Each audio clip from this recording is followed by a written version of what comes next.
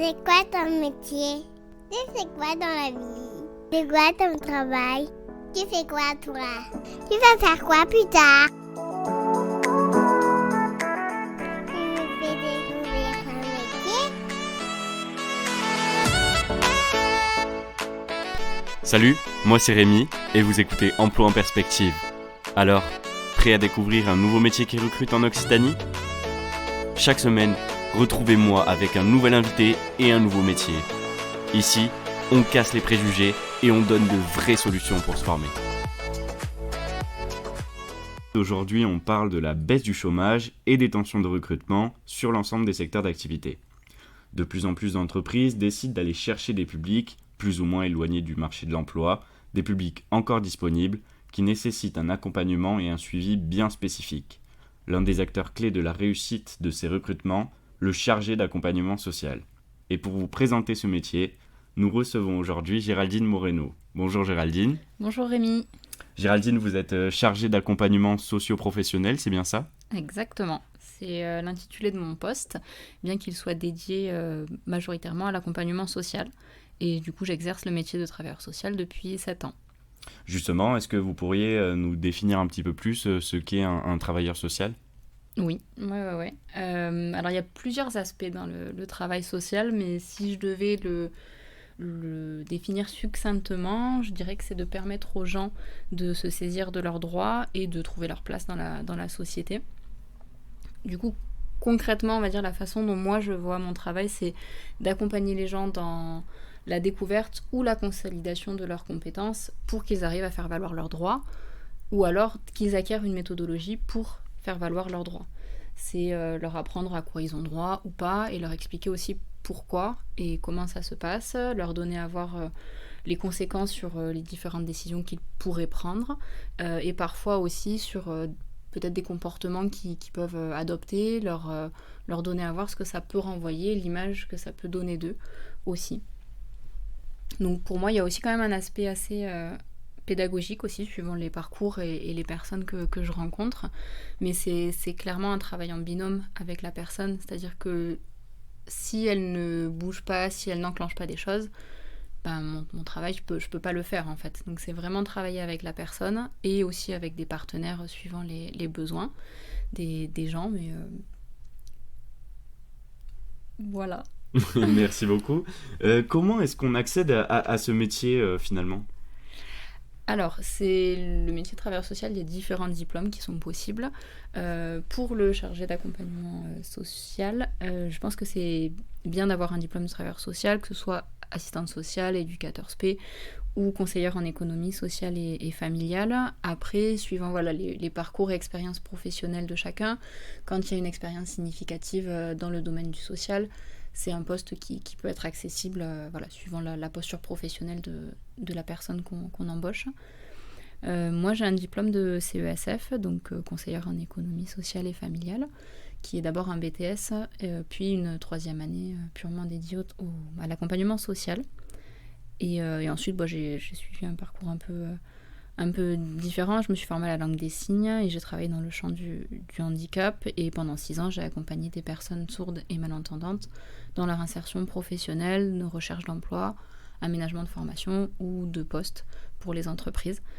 Et ensuite, j'ai décidé de me former à l'étranger en anglais et j'ai choisi de candidater au GEC BTP 31.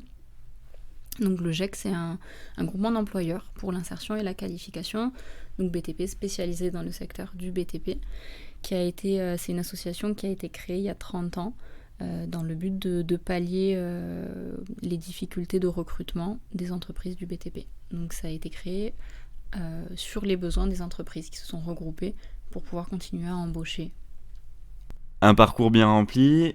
Qu'est-ce que vous appréciez aujourd'hui le plus dans votre métier ? La rencontre avec les gens. En fait, les gens sont très intéressants et m'apportent énormément. Donc, c'est vraiment ce que je préfère.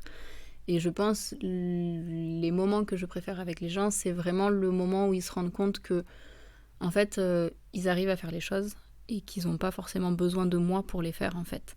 Et qu'ils arrivent à me voir plus comme un bonus ou un joker auquel ils peuvent faire appel pour expliquer quelque chose ou éventuellement débloquer une situation, mais c'est vraiment le regard de la personne qui va changer et vraiment où la personne se rend compte, mais en fait, je peux le faire, quoi. Et du coup, ça, c'est super chouette parce que mon travail, c'est ça. Donc, c'est ça. Et puis, les rencontres avec les gens parce que, en fait, on leur donne, mais ils nous apportent aussi énormément de choses sur la perception du monde ou de plein de choses. Donc, c'est très riche. Quelles sont les thématiques sur lesquelles vous intervenez ?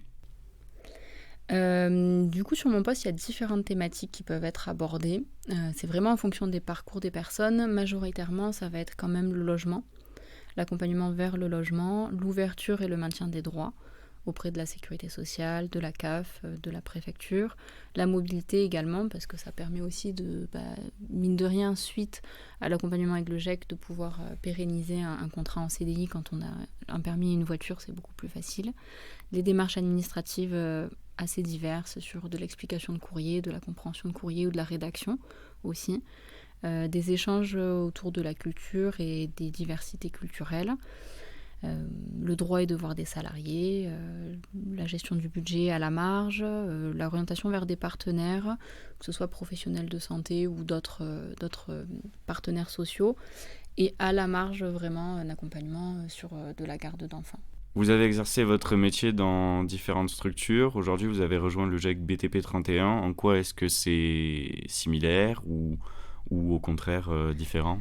Alors, je dirais que moi, la différence que j'ai faite, et c'est pour ça aussi que j'ai souhaité candidater auprès du GEC BTP 31, c'est que pour moi, les 3 piliers de l'insertion professionnelle sont regroupés au sein des GEC. Il y a un accompagnement sur un contrat, un accompagnement sur une formation et un accompagnement social. Et la personne n'a plus qu'à prendre appui sur ces 3 piliers pour réussir son insertion professionnelle, ce qui n'était pas forcément le cas dans ma précédente expérience. Pour certains, c'est des premiers contrats, des premières payes, donc c'est assez important.